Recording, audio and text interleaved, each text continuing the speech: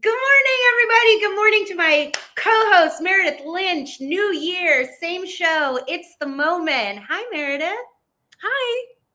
I'm so glad to be back. All right. The vibes are already wild in 2026. We have a ton to talk about today. In a little bit, we're going to be having America's government teacher, Sharon McMahon. She's a huge following on social media, and she's going to dig in to what happened in Venezuela, what happened next, the precedents. Millennials remember this before. But before that, Meredith is going to talk all about the Tim Walz dropping out of the Minnesota governor election. Meredith has been following this for a long time. She's been teaching me about it. Then we're going to talk about the other Timothée because award season is on and the Oscars are my Super Bowl. So I love watching award season and we're going to get into that. But welcome back, Meredith. Welcome back. It's good to be back. Obviously, we missed everybody. There's so much to cover. And I guess let's just get into it. Let's talk about it. I am a big Tim Walz fan. I know you are. Many, many reasons. And so when I woke up yesterday and I saw the news that he was dropping out of the governor's race, I was livid. And I want to talk a little bit about just why he's dropping out. And I want to get your perspective on it. So Vienna's producer Vienna has a clip. So we'll do our clip. 26 is an election year. Election years have a way of ramping up the politics at a time when we simply can't afford more of that in Minnesota. In September, I announced that I would seek a historic third term as Minnesota's governor, and I have every confidence that if I gave it my all, we would win the race. But as I reflect on this moment with my family and my team over the holidays, I came to the conclusion that I can't give a political campaign my all. Every minute that I spend defending my own political interest would be a minute I can't spend defending the people of Minnesota against the criminals who prey on our generosity and the cynics who want to prey on our differences. So I've decided to step out of this race, and I'll let others worry about the election while I focus on the work that's in front of me for the next year. All right. Meredith, can you tell us what got us to this point? Sure, let's talk. This was like a weird story because it was from several years ago and then it came up again, but you've been following it. So can you explain what led to this? Well, here's the thing. I think it's a combination of things. Part of it is, and we've really seen this story ramp up over the last, I would say, 2 to 3 weeks. But part of this is that there was some fraud that happened during COVID around sort of those COVID bonuses and emergency funds, et cetera, that were given to different businesses. And some of that has involved daycares. And so the way that this has been spun is that it's really just the fault of Tim Walz and the Somali community, which is really interesting because when you actually look further into this case, there's a lot of non-Somalian people involved in this fraud. And so what I see happening here is an unfortunate case of fraud that did involve both people, from Somalia but the interesting thing about Somalian, the Somalian community in Minnesota is more than half of them were all born in the United States. American. And so it's there is this also idea that there's all these people who came from Somalia and they're taking advantage. And it's let's actually look at the numbers. But anyway, it's kind of become a talking point of the right. But I also would argue that just Minnesota became a perfect storm for Trump because Tim Walz gets at a lot of Trump's insecurities. Also, the unfortunate death of Melissa Hortman, the state senator, and her husband has been used as something that is a conspiracy theory. And, over the last few days, Trump has been saying that Tim Walz may have been involved in some way in her assassination. So I think it's just sort of the perfect storm. And so I find it to be unfortunate that he is stepping back, but I also understand it. And so I guess I would love to hear from somebody who's not as Tim Walz pilled how you feel about it. Well, first of all, with this story, I feel like it had all of the MAGA hits in it. Right. Tim Walz is not just the governor of Minnesota. He was Kamala's running mate against Trump. And so he represents part of this, like Trump loves to sing this was the Biden, like Tim Walz represents that old guard that they sort of go after all the time. And then the Somalian refugees and COVID money, it's all like, like their greatest hits. Right. It's their greatest hits. It's like a greatest hits. Yeah. Call him Tampon Tim because, he's advocated for transgender rights. And I think the other thing that really bothers them about Tim Walz is he kind of looks like them. So they kind of right. Well, that's why they picked him to be the VP pick. Is he kind of had that like folksy, I coach football. So I saw this and I was like, here's my take is like, this actually made me more Tim Walz pills than I was before, because I actually think this was like the decent, correct thing to do. Like, it's frustrating that these Republican stories worked, that they got under the skin, but like, he said it in his speech. He said, like, the buck stops here. I'm the governor. This is going to take away. This is going to be, the story. It's going to take away from my ability to do my job. It's going to be a nightmare to run. It's going to be a nightmare for my family. And like, that's it. Like part of what I always liked about Tim Walz is he seemed like relatively unambitious compared to his peers. He doesn't seem like a narcissist. And I think like even some of these politicians who, I agree with more or, are aligned with me more politically, there's like some like Obama's a narcissist. I love like Obama for his next job, like Tim Walz seems like to me, he seems like a true public servant, imperfect, like whatever, but this is why, because you said to me, you were like, oh, I hate this.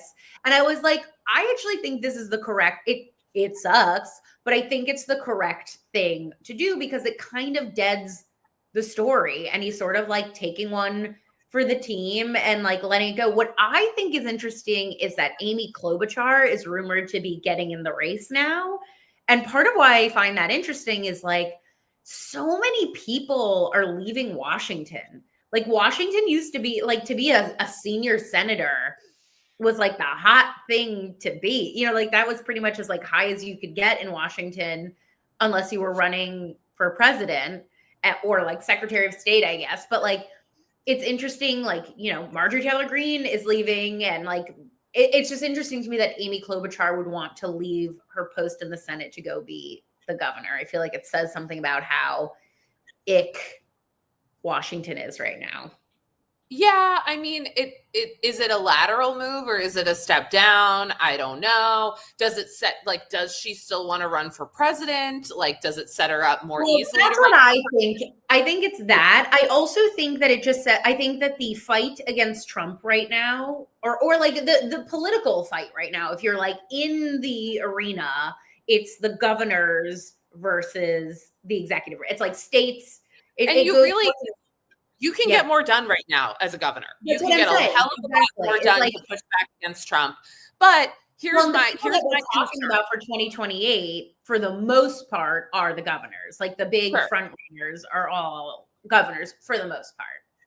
Here's my concern with Tim Walz dropping out. And I get it. I really do get it. And like, Hope is a friend of the show. We want nothing but the best for the Walz family. And I also think it's I'm a Gus stan forever. I will never not love Gus Walz. But here's my problem. Here's my concern. My concern is, all right, Tim Walz is no longer a thing that the Republicans can go for.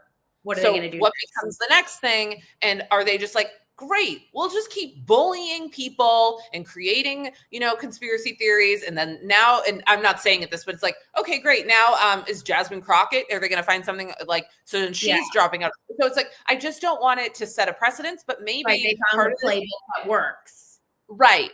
But part of me, I think also is like, God damn it, Joseph Biden. I'm using your government name. Joseph Robinette Biden. Yeah. The day I figured out that his middle name was Robinette was like that was a huge day for me. Was it? Yeah. Is that, do people do that in the Jewish faith? Because like, I feel like that's very a Catholic thing, is to have it's a maiden name. I believe it's a maiden name. I don't know. It might No, be. that's I just assumed it was a maiden name, but I could be wrong. But anyway, producer Vienna will check that for us. But I was like, oh, maybe this is just what I wish Joe Biden had done. Yeah, that's right. That's exactly right. I feel like this was an honorable move. It was an honorable move. It is an honorable move. For not that I loved Caesar less, but that I loved Rome more. Right?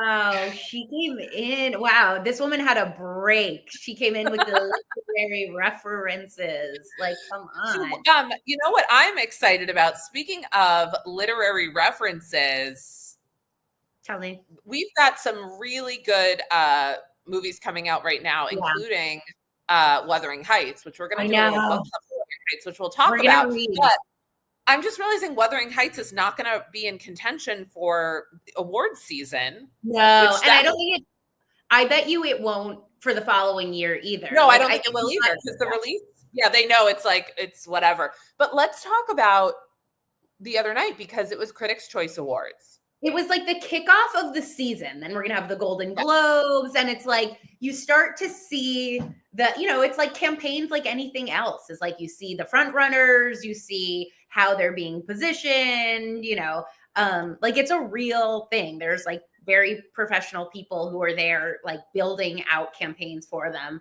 And Critics' Choice Awards.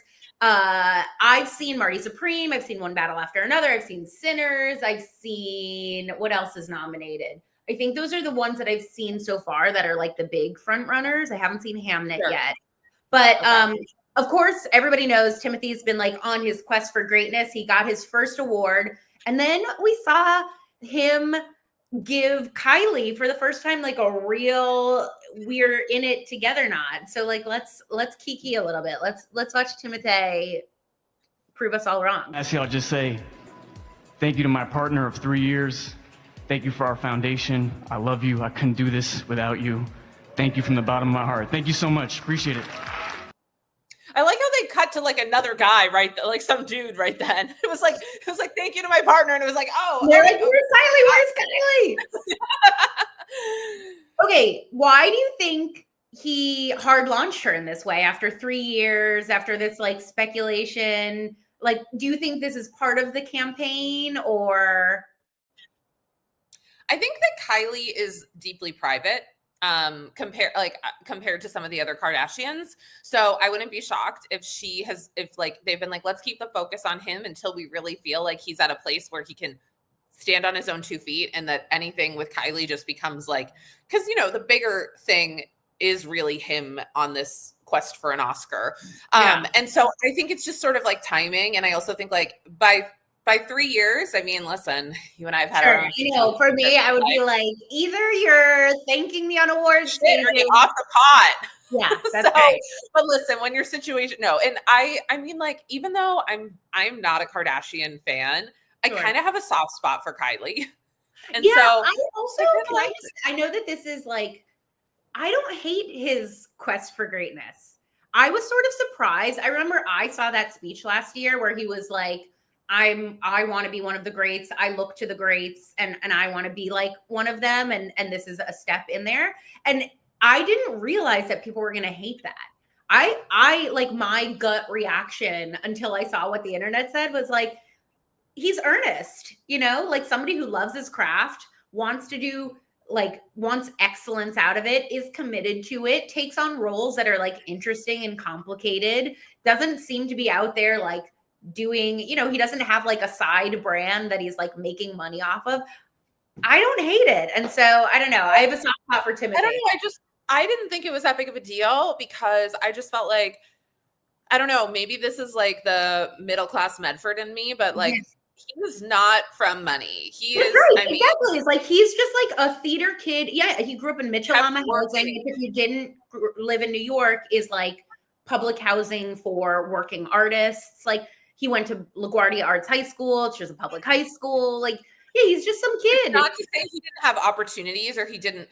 It's not to say that he didn't, benefit from the systems of white privilege. But what I'm trying to say is like, I kind of see like maybe like just like you and I are both like regular people Totally, who have exactly. worked hard, and we're not thanking Kylie yet. Not yet. Not yet. I That's don't know. exactly it, is I felt like a younger version of myself felt exactly that way. I was like, I believe in excellence and I want to be excellent. And I'm like fascinated and fall at the heels of the people who've done it brilliantly before me. And I just want to do it in that way. Like, it was just surprising to me that people hated it so much. Before we get to our big story and Sharon McMahon, who is a brilliant government mind, let's quickly, I really want to play this clip of Chelsea Handler roasting Leonardo DiCaprio because it was extremely Meredith coded. Here, thank God. Leo almost didn't make it tonight because he was trapped on a boat in St. Bart's.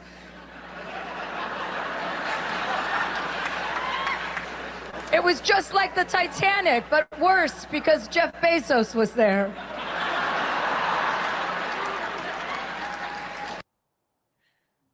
I just love that he's being called out on stage for his, like, it is a weird combination that he's sort of, one, he's nominated for, I loved him in One Battle After Another. He plays this like washed up revolutionary, but he sort of fancies himself this like great advocate for, well, yeah, sure. I've talked about this many times. He's the climate.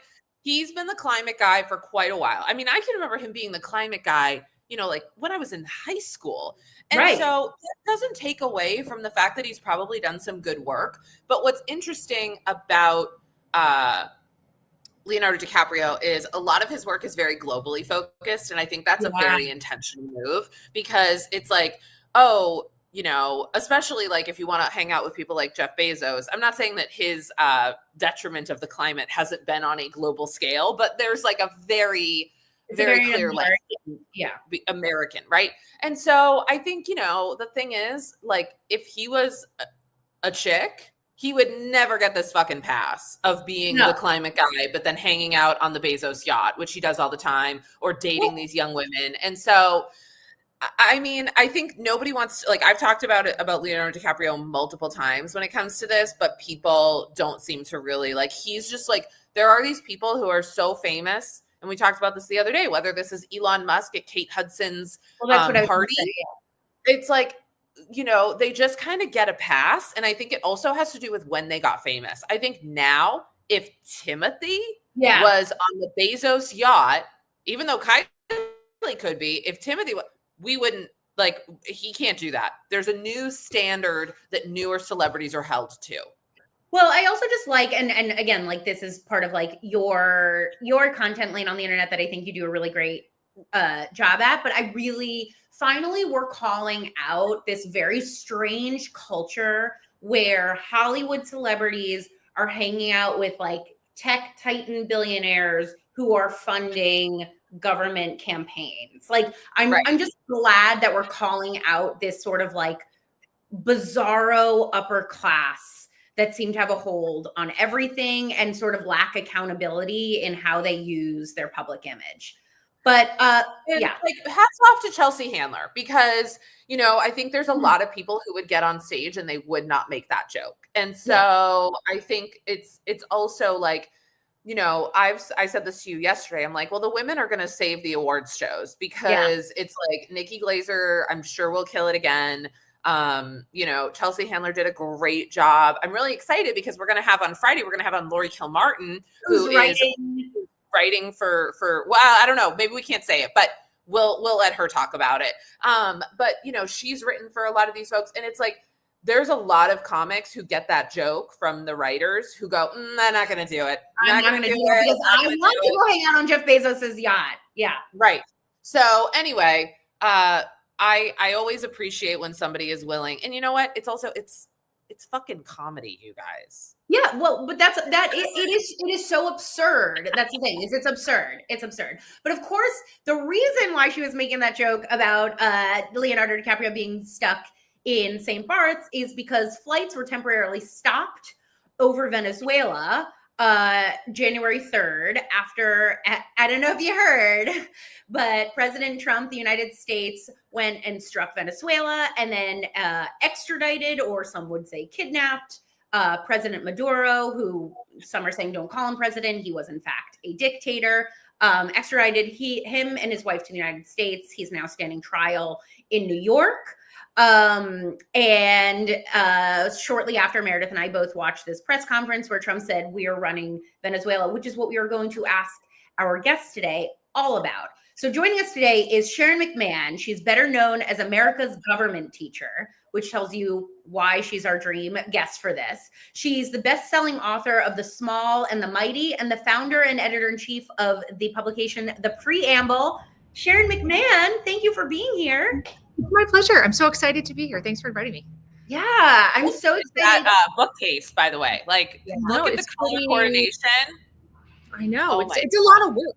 When you get a new book, it has to wait in a queue until you can redo a whole bunch of things. So it looks great, but it is also a pain in the booty. Yeah. Well, you're the only guest that has a bookshelf behind them that I'd be like, yeah, I believe that she's actually read these books. I did read these. Yes. I know you did. I'm sure you did. I'm really genuine. There is such a comfort in having you here today because for a lot of reasons, but in my little millennial heart, I saw what happened in Venezuela and I was like, this actually reminds me a lot of what we were talking about in my civics class when I was in the 10th grade. Mm-hmm. So obviously we want to focus on what happened in Venezuela this week. There's all sorts of back and forth, but I want to start with, is the US actually running Venezuela? Is that a thing? Can we do that? What are we doing here? Well, okay. So there is a difference between what Trump says is going to happen and what Marco Rubio says is going to happen. These are not the same thing. So Trump on TV says, we're going to run it. We're going to do it. We're going to do a great job. We're going to, all the senior superlatives until we can get somebody else to do a great job instead. Right. So that's what he says repeatedly over and over. And journalists ask him, just to clarify, are you saying X, Y, and Z? And so they really kind of tried to get clarity on what he was saying. Well, then basically the next day, Marco Rubio goes on TV and is like, he walks it back. That's not exactly what's going to happen. We're working with officials on the ground. And so the question is, the question everybody's wondering about is who actually is in charge? Because part of the issue here is the allegation that Maduro is not the duly elected leader, that he did not legitimately win election. And so consequently, he does not deserve the title of president, as you mentioned, and it's within our purview to remove this person from office. But then it does beg the question, why are we relying on his vice president, who was part of this election? Yeah, it's not like it was one guy. Right. Why are we relying on the other officials, which Marco Rubio has pointed out, are mostly from Cuba? Most of the security apparatus in Venezuela is from Cuba. This is part of the Cuba tie-in with the Trump administration. I want to ask you about that. We don't like Cuba. Cuba's ready to fall, according to the administration, and we're tying the security apparatus of Cuba to Venezuela to make it seem like it's all a big thing of dominoes. Mm-hmm. If that makes sense. So who is running Venezuela? It's the people who were running Venezuela last week, minus Maduro. Yeah. Right. Mm-hmm. Mm-hmm. Yeah.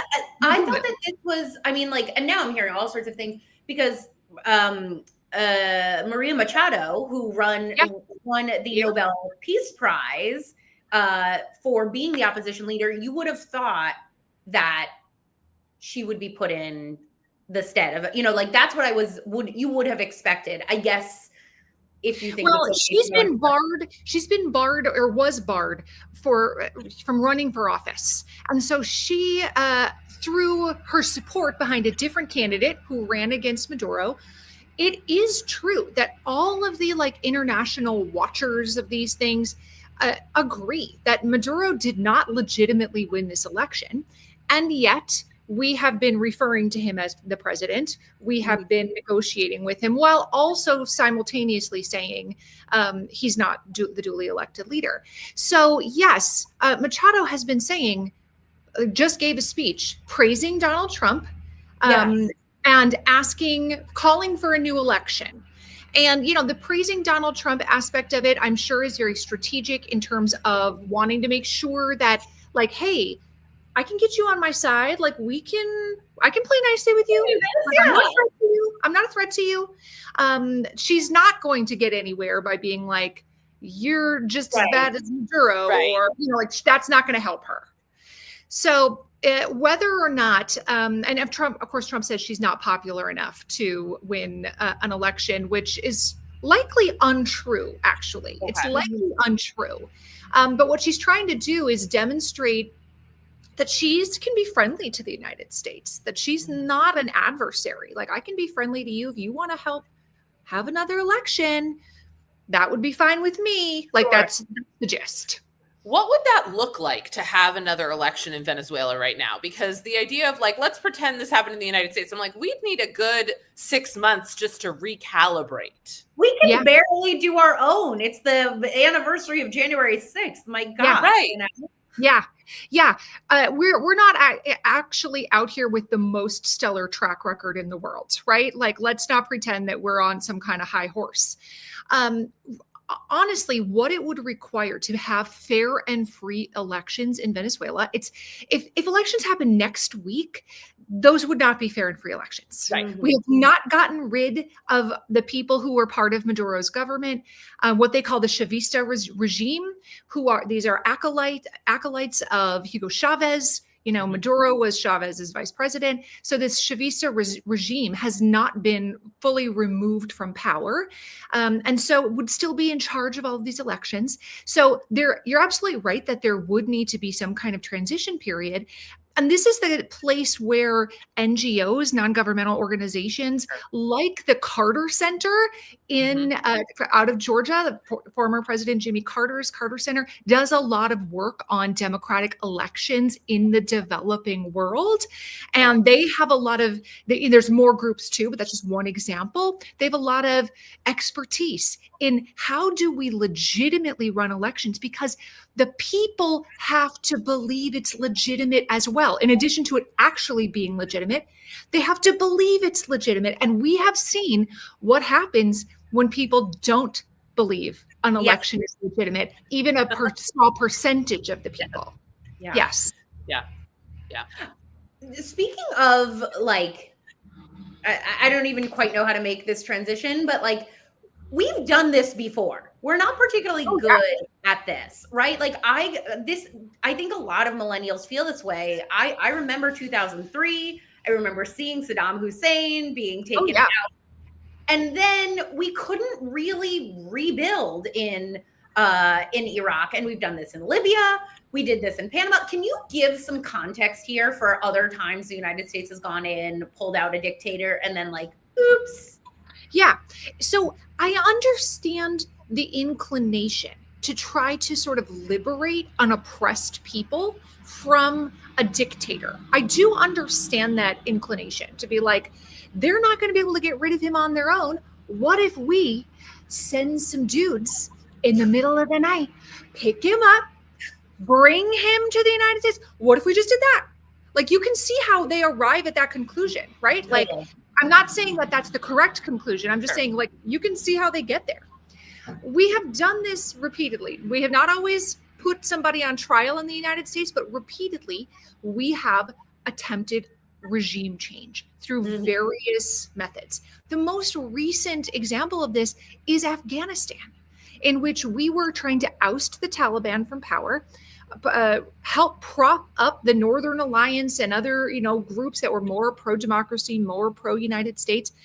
For 20 years, we were engaged in that activity of propping up regime change. And within literally hours of our withdrawal from Afghanistan, Afghanistan fell back into the hands of the Taliban. And now women and girls in Afghanistan have it much worse off than they did before. Like, the situation in Afghanistan is women are not allowed to speak in public. That is not an exaggeration. That's not hyperbolic. Women are not allowed to use their voices outside of the home. So, and that's not to say that Venezuela and Afghanistan are equal and they're exactly the same situations, but nevertheless, our history of regime change, even though it may be well-intentioned sometimes, has not actually resulted in more freedom around the globe as much as we would like to think that it would. Well, here's a question, and it's not that I don't care about what happens in Venezuela or what happens in Afghanistan, but as America's government teacher, what has historically happened here when we go in and do a regime change? Because there has to be an effect on the United States itself. And so I'm curious, Rebecca and I were talking about the other day, I'm like, well, is this an economy boost for us? Like, is this gonna not take the oil part of it, but like when we go to war, there's sometimes an economy boost. So what happens historically to the United States when we go in and do this?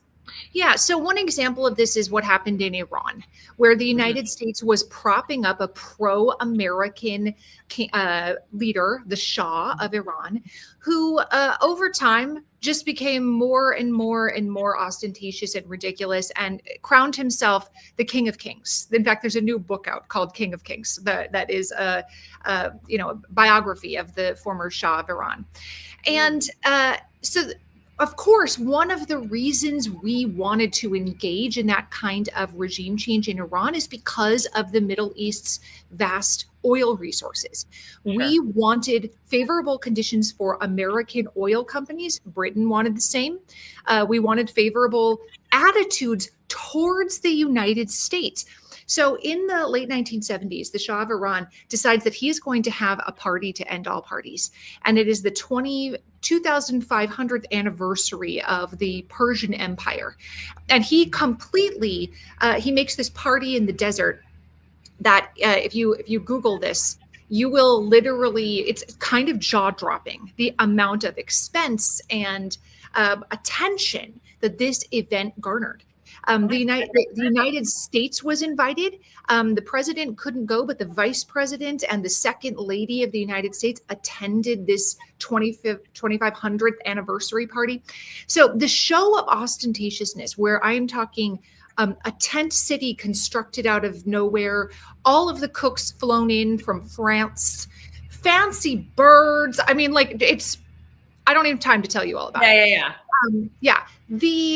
The result during the time that the regime that we were propping up was in place were very favorable economically towards the United States. We're talking about like the 50s, 60s, 70s. We were getting what we wanted. Mm-hmm. We were not asking the people of Iran what they wanted. And there were some things that they liked about the Shah. He was really focused on westernizing Iranian culture.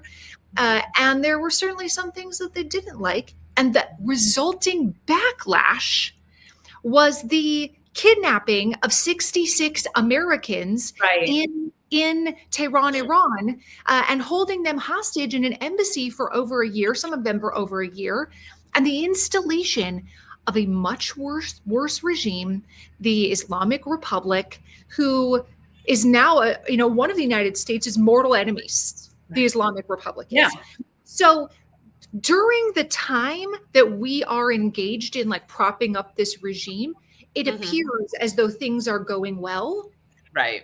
Often, not always, often. And then usually there is a pendulum swing and the backlash ends up being much worse, not just for us, but for the people of that country. Yeah, that's what I generally see with all of these, where it's like you're leaving a power vacuum. And so like at best there's instability, and at worst it's like true collapse. I wonder, I want to ask, Donald Trump has now called this the Don Roe doctrine. Yes. I guess we're taking this. What do you think? Is this going to go to Greenland next? Are we going to invade Colombia? Are we going to invade Cuba? Like, where does this go next? This feels like, we've all diverted our attention from the Epstein files. Like, is this going to be the year 2026 of the American empire? I think so. Really quickly, can we just remind people what the Monroe Doctrine is? And we have no one. Yes. Okay. So in the early part of the 19th century, President Monroe had a Secretary of State named John Quincy Adams, who would later go on to become the president himself. He's the son of President John Adams. And I'll talk more about John Quincy Adams another time, but they developed this doctrine, which they call the Monroe Doctrine, which was named after the president, that the United States had dominion over the Western Hemisphere. And what we were basically trying to say to Europe was no more colonization. Don't send any more of your ships over here to try to extract the natural resources of Latin America or the Caribbean or South America. The Western Hemisphere belongs to us. Y'all can have what's going on over there. We're having what's going on over here. And we have the authority to intervene militarily and economically in ways that suit our interests in the Western Hemisphere. Mm-hmm. So that Monroe Doctrine it's not a law, it's just like a policy posture that was in place until Obama. That is how long the United States. Oh, I didn't know that. Yes, like you can see results of this during the Kennedy administration, during like the Bay of Pigs invasion, during the Cuban Missile Crisis, where we, according to the Monroe Doctrine, this is our hemisphere. We don't want Russian interference or Soviet interference in Cuba and what's happening near us. So back up off us, because we're going to send in our military. Well, obviously, Bay of Pigs did not go according to plan. Our attempt at regime change in Cuba, also not great. What has happened in Cuba over the last 80 years, 60 years has not been great. So that's the Monroe Doctrine. And of course, Donald Trump loves nicknames. He loves name calling. He'll develop a nickname for anything that he is attached to or that he strongly dislikes, like Ron the Sanctimonious, right? Like he has, he's pretty good at it. He's pretty good at it. Marjorie Trader Brown, because green turns brown when it's stressed. So this Monroe Doctrine, I don't think he coined the term. I think it actually has been around for a while, but I think the New York Post coined it and he stole it from the New York Post. Yeah, I think that's right. I think he liked it because he also enjoys naming things after himself. Yeah, which he would. This is not new information. So the idea, he's calling it the Trump corollary of the Monroe Doctrine, which is basically resurrecting the Monroe Doctrine and in his own image, saying the Western Hemisphere is ours. And you can see this on Twitter or X. You can see this in the social media accounts of official United States government social media accounts posting on Facebook, basically saying the Western Hemisphere belongs to us, like in all caps. So it's definitely this strong assertion that like, this is ours. And this largely relates to China's influence in Venezuela. China has loaned Venezuela tons and tons of money, and they are not getting paid back in cash. They are getting paid back in oil. And they are investing in Latin American infrastructure, Latin American ports, because China's appetite for natural resources is massive. And the United States doesn't like that. The United States does not want China in what it perceives to be as our neighborhood, even though South America is on a completely different continent. Venezuela is on a different continent than ours. So there's also this like sort of back off China, we don't want you here vibes to the Monroe Doctrine. And to very quickly, because I know we're going to run out of time, but to very quickly answer your question about Greenland, Stephen Miller was on TV last night and Jake Tapper tried hard to push him on, is the United States going to intervene militarily in Greenland? And he basically said this: the United States must have Greenland, but his assertion is that only 30,000 people live there. We don't need to get involved militarily. Like we can have it without having to intervene militarily. Now, Denmark disagrees. Stephen Miller's like, what does Denmark have? Why does Denmark get Greenland? Why shouldn't we have it? And Denmark is like, if y'all step 1 foot into Greenland, it is going to trigger the NATO alliance. Yeah, Mhm. it's such an totally. Yes. Right. So Donald Trump also doesn't like NATO, so he does not Right. care. He actually would probably be fine if NATO was like, we're done. He'd probably be like, great, we're done then. So that's will the United States make a move for Greenland? I think yes. Yeah.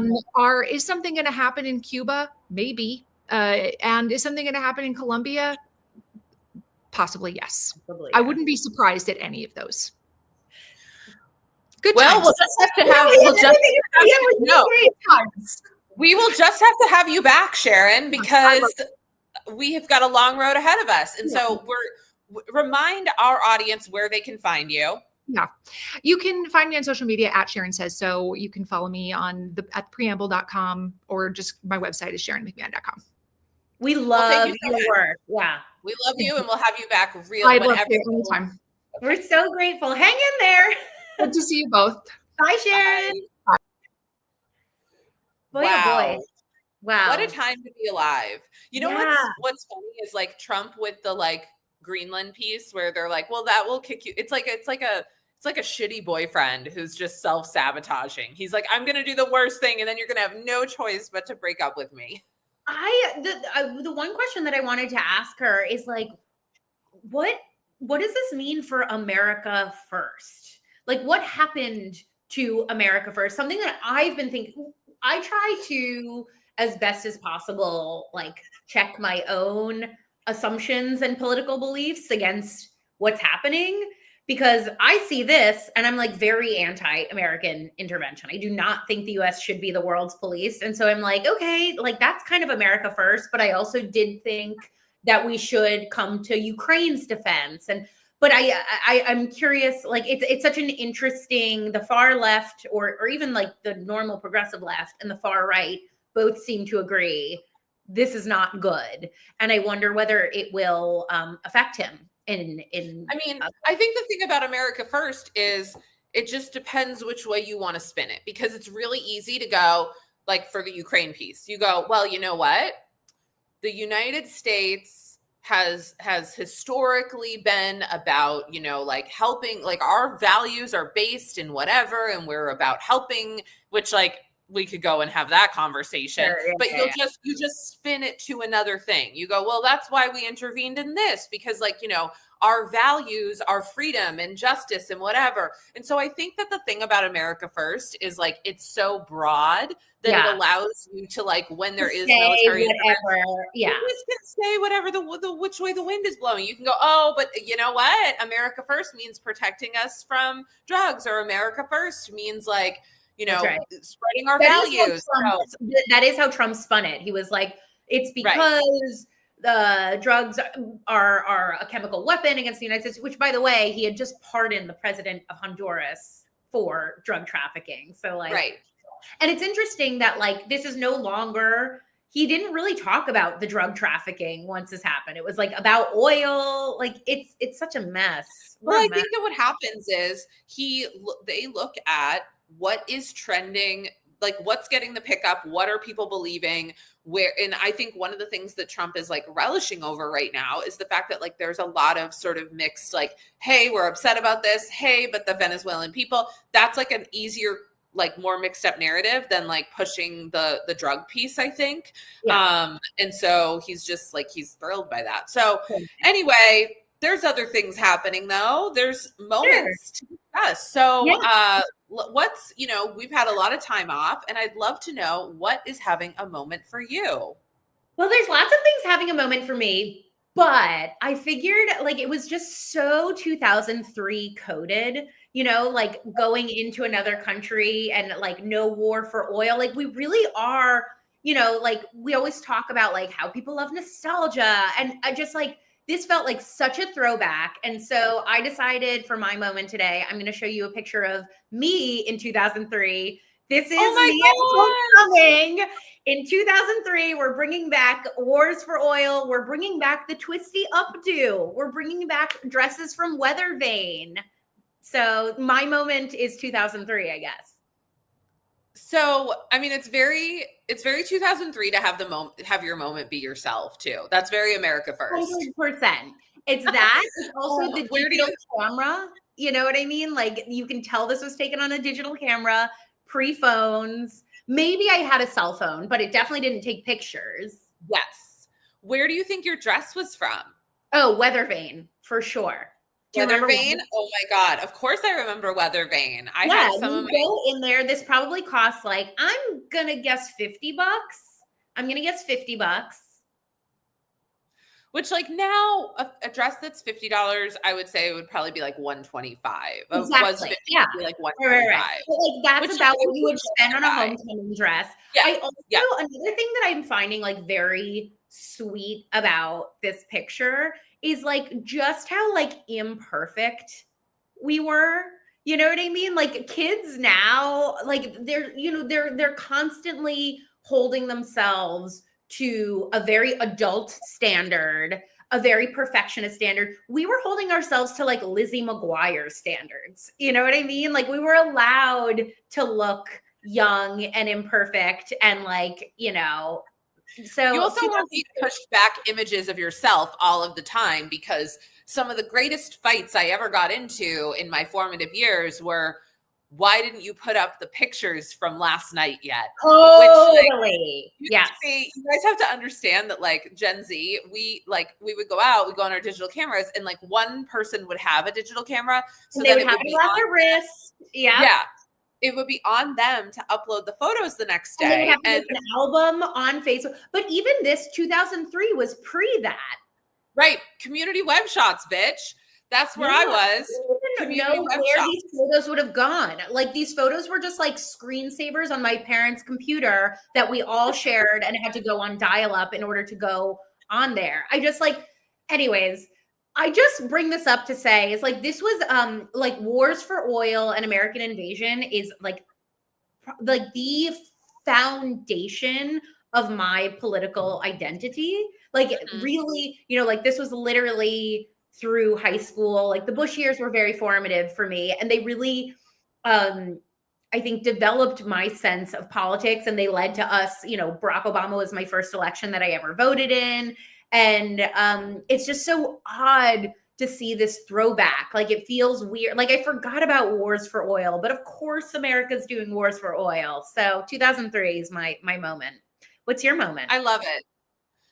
Well, now I'm thinking about 2003, but I actually, I have a photo of a friend group as well that I'm going to throw up, because my moment is. Oh, I'm so glad this is your moment. Oh my God, I'm so glad. Okay, go cook. Ashley Tisdale wrote a piece for The Cut about breaking up with her mom group friend, which has, we have surmised, given the following and unfollowing of Ashley Tisdale and people she was often spotted with, it is Hillary Duff, Mandy Moore, Meghan Trainor. And so basically what it surmised to is like she was part of sort of this mom friend group that really kind of developed during COVID, and then like after COVID's not over, but like after lockdowns, et cetera, they started like hanging out a lot in person. And she started to feel like excluded, and the group wasn't making her feel good about herself. So she ended up removing herself. So she wrote this article for The Cut, and it's kind of getting a mixed reaction, because some women are being like, yes, thank you for saying it. And then some people are like, you're clout chasing. Like, why did you write the article? It's immature to write the article. And I think first of all, I think it brings up like this complicated thing that happens to women who have kids, which I don't have kids, that you kind of can get thrown into friendships that like maybe you necessarily wouldn't have. I hear this all the time from my mom friends. They're like, I'm stuck being friends with little Johnny's mom, who's like an idiot, but because our kids love one another. Yeah. And so I think that's hard. But then I also think that like motherhood is very isolating. So finding people that like you can connect with is really important, et cetera. But as someone like who's had to leave a friend group in my life, like I kind of appreciate it. And it reminded, like the article reminded me of the last time that I haven't removed myself from tons of friend groups. I would say like the last time that I removed myself from a friend group, something happened and I felt the feeling I felt the pit in my stomach go, like the twist that I used to get like in high school when I would feel excluded. yeah, keep going. But yeah, like I see this. I'm not somebody who does friend groups for exactly. Neither am I. You know, we're both Yeah, not no, like friend we're group not. Like, people. we don't do Like- friend groups, but yeah, But like I I see this picture of these women, Yes. and I feel true anxiety. Like this Yes. picture gives me real, like I like groups of women who are like friends, mostly are friends for the picture and for the group text, give me like immense anxiety. I cannot Because do here's it. the thing. Even if like this is what I would imagine happens is like there's one or two people in the group that you actually really fucking like. And Exactly. Outside of this, but then Exactly. throw in a couple of people that like you don't really like or that like aren't your vibe, and then it gets toxic. And the last time that I had that happen to me, the person said something and I realized I had been excluded from something, and I just felt the knife twist. And I went, ooh, I don't want to feel that. And I immediately removed myself from that group. And like, it was the perfect move for me. But I've also will say, I have many friends who are in friend groups and they'll tell me, I hung out with this, or I did this, or me and our mutual friend got together. And you just know, it doesn't bother me. You just know when you're feeling some type of way, know when you're feeling excluded, might as well fucking own it. And I think the thing is like, it's actually like, I think a lot of women who are moms especially get pushed this idea of like that whole, which I don't really like the phrasing of this, but I'm going to use it. The whole like, find your tribe, find your village. Like, you know what? Actually, like you don't like it doesn't all have to be other moms. There's like, do you think that there's some amount of this? I think that every time I end up in a girl group situation, because like it is like something, a way that we organize ourselves. And I feel like I get put into these situations and like everybody knows I'm like a curmudgeon. Like I'm the Larry David. Like I can't do it. I don't do it. But I do think that there's something about having been raised on the Spice Girls and Sex and the City that makes us think that this is going to be like the girl group is going to be great. And we're going to have like our birthdays and we're all going to take pictures and we're going to wear matching things and we're going to go on vacations and bachelorette parties. And like, it is my living nightmare. And just to be clear, I love women. I love my girlfriends. Like they're so important to me, but like the girl group is like truly my nightmare. And I think someone in the TikTok is writing, I don't think that, they want to be friends.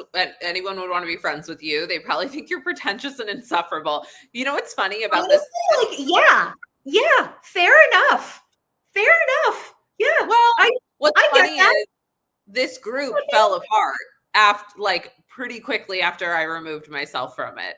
Yeah. And so, like, that's the other thing. Sometimes it's just one or two people controlling the situation that keeps a toxic group going too. I just feel like that person that just said they don't want to be friends with you because you're pretentious and insufferable. It's like, yeah, I agree. I can be those things, which is why the people that I am friends with love me and I love them. It's like we forgive one another for our imperfections and we think one another are funny because of our quirks. But like, you can't do that in a group setting where everybody has to be equal best friends and we're all in it together. It's like, you can't be your complicated, weird, quirky, insufferable self in those situations. Like you just can't. Yeah. And I guess I would just say this, like, I appreciate the cut essay, but I will also say, as I would say with any toxic, as people would say about me that I've been friends with who maybe I'm not as close with anymore. There's two sides to every story. And in this case, there's like 5 sides to every story. Right. Because exactly.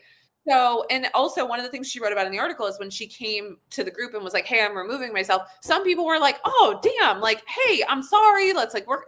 And so like, it's okay. Like go be independent friends with like one or two people. That's exactly what I'm saying. It's like I'm somebody who just, and like now we're going on and on, but like I'm somebody who really appreciates like true individual friends who like pick one another on purpose because we like one another as people and not because it's like required in order to keep an identity within like a group of people that look like something. You know what I mean?